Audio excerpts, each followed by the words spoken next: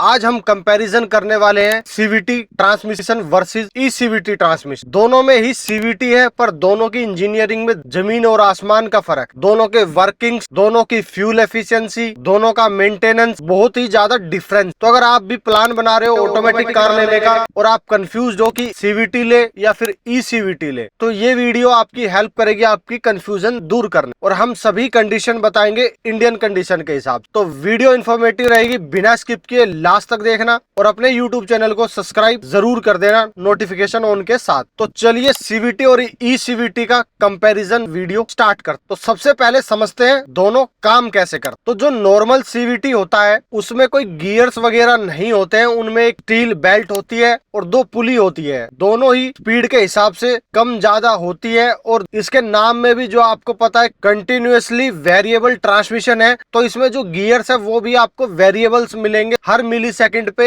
एक नया gear change हो जाता है, तो आपको जो गियर चेंज का लैग है वो इतना फील नहीं होने वाला है। पर इसके अंदर एक दिक्कत है, जब आप हाईवे पे ओवरटेक करोगे तब आप एकदम से कार को पुश करोगे तो गाड़ी आवाज जरूर करेगी, पर उसको स्पीड उतनी वो पकड़ने में टाइम लेगी, जिसको हम रबड़ बैंड इफेक्ट बोलते हैं। और जब भारत के अंदर भयंकर गर्मी पड़ती है तो इसकी स्टील बेल्ट और ऑयल पे बहुत ज्यादा प्रेशर बढ़ता है। अब बात करते हैं ई सीवीटी, इलेक्ट्रॉनिकली कंट्रोल्ड सीवीटी। इसके नाम में जरूर सीवीटी है, पर ये बिल्कुल ही अलग तरीके से काम करता है। ना ही इसमें कोई स्टील बेल्ट होती है और ना ही कोई पुलीज वगैरह होती, और ये आपको नॉर्मल कार में भी नहीं मिलेगा। ये सिर्फ आपको मिलेगा स्ट्रॉन्ग हाइब्रिड कार्स, जिनमें बैटरी भी होती है और इंजन भी होता है। इसमें एक प्लेनेटरी गियर्स होता है जो इंजन और दो मोटर MG1 और MG2 के साथ जुड़ा होता है। इसमें गियर रेशो, मोटर की स्पीड और इलेक्ट्रॉनिक तरीके से चेंज किया जाता है, क्योंकि इसमें घिसने वाली कोई ऐसे पार्ट है नहीं, बेल्ट वगैरह है नहीं, तो इसको वर्ल्ड के अंदर top most reliable gear box के अंदर गिना जाता है। मतलब सिंपल सा है भाई, कभी मोटर से गाड़ी चलेगी तो कभी इंजन से गाड़ी, उसी सबको बैलेंस करने के लिए ये ई सीवीटी होता है, आसान भाषा में समझे तो। अब समझते हैं भारत की सड़कों पर इनके परफॉर्मेंस कैसे हैं। तो सबसे पहले बात कर लेते हैं माइलेज। अगर आप बम्पर टू बम्पर ट्रैफिक में चलते हो तो भाई जो सीवीटी, जो नॉर्मल सीवीटी होता है वो कहीं ना कहीं भाई 10-12 की माइलेज निकाल के आपको देता है। वैसे तो सिटी में स्मूथ चलता है, वो कोई दिक्कत नहीं आती, पर माइलेज में कहीं ना कहीं भाई वो कम माइलेज आपको निकाल के देता है। पर दूसरी तरफ भाई ई सीवीटी वो भाई इतनी ज्यादा माइलेज निकाल के देता है, कहीं ना कहीं भाई सिटी के अंदर 20 से 25 तक की आराम से माइलेज निकाल देता है, क्योंकि वो इंजन पे नहीं चलता, वो बैटरी पे चलता है सिटी के अंदर। एक एग्जाम्पल के थ्रू मैं आपको बता देता हूँ, जैसे ग्रैंड विटारा का जो नॉर्मल सीवीटी आता है वो भाई सिटी के अंदर 10-12 की माइलेज देता है, तो भाई जो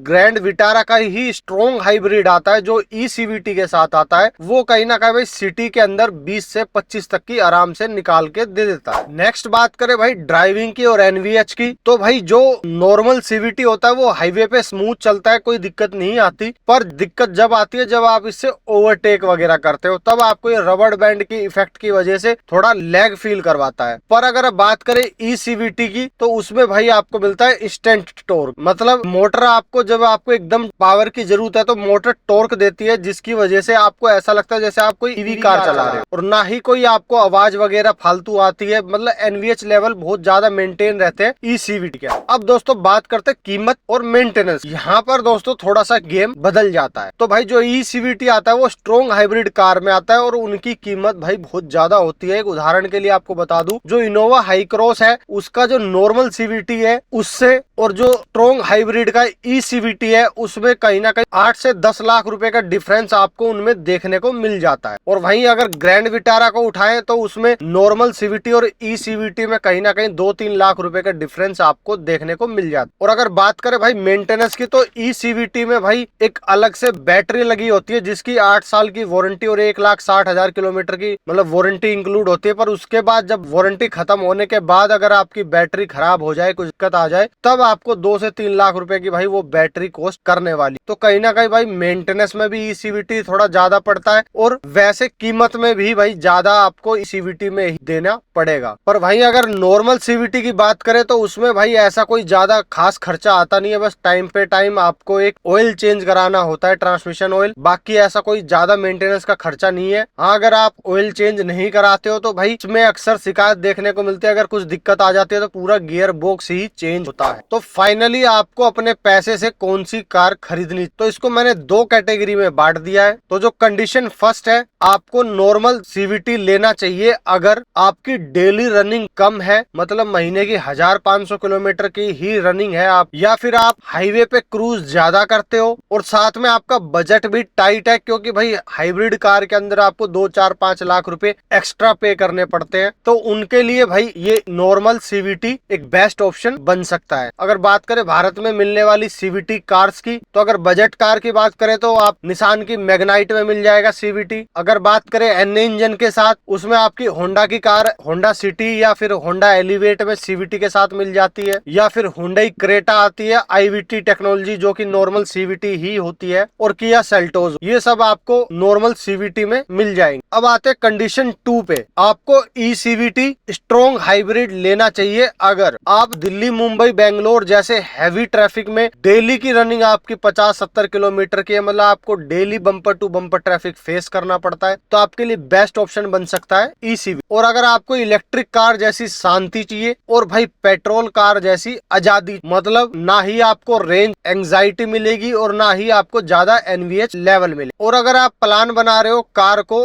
8-10 साल तक के चलाने का, तभी आपका ये पैसा वसूल करके देगी, क्योंकि भाई जो आप 3-4-5 लाख रुपए एक्स्ट्रा दोगे उसके लिए आपको रनिंग भी अच्छी खासी करनी पड़ेगी, तभी वो पैसे आपके वसूल होने वाले। तो कम से कम 8-10 साल आपको गाड़ी चलानी पड़ेगी, तब जाके भाई ये स्ट्रॉन्ग हाइब्रिड जो सीवीटी आता है ये आपका पैसा वसूल कर पाएगा। अगर बात करें भाई ई सीवीटी जो स्ट्रॉन्ग हाइब्रिड वो भारत में किन किन गाड़ियों में मिलता है, तो मारुति सुजुकी भाई ग्रैंड विटारा हो गई स्ट्रॉन्ग हाइब्रिड में, टोयोटा की Urban Cruiser Hyryder, Toyota की इनोवा हाई क्रॉस, मारुति की इन्वेक्टो और होंडा सिटी EHEV टेक्नोलॉजी के साथ मिल जाती है। तो ये ऑप्शंस हैं जिनमें आपको ई सीवीटी देखने को मिल जाता है। तो दोस्तों कंक्लूजन बिल्कुल सिंपल सा है, कम बजट है, लो रनिंग है, हाईवे पे क्रूज करते हो तो आप नॉर्मल सीवीटी की तरफ जा सकते हो, और अगर आपकी हाई रनिंग है, ज्यादातर सिटीज के अंदर है और बजट भी ठीक ठाक है और आपको एक साइलेंट और ईवी वाली फील चाहिए, तो आप ई सीवीटी जो स्ट्रॉन्ग हाइब्रिड आती है उस तरफ जा सकते। तो दोस्तों आपकी कंफ्यूजन दूर हो गई होगी सीवीटी और ई सीवीटी को लेकर। आप इन दोनों में से कौन सा ऑप्शन चूज करोगे कमेंट बॉक्स के अंदर जरूर बताना, और वीडियो को ज्यादा से ज्यादा फेसबुक व्हाट्सएप ग्रुप पे शेयर करना, और कार से रिलेटेड कोई भी प्रोडक्ट खरीदने के लिए यूट्यूब के प्रोडक्ट लिस्ट या फिर नीचे दिए गए डिस्क्रिप्शन में एफिलिएटेड लिंक से आप खरीद सकते हैं।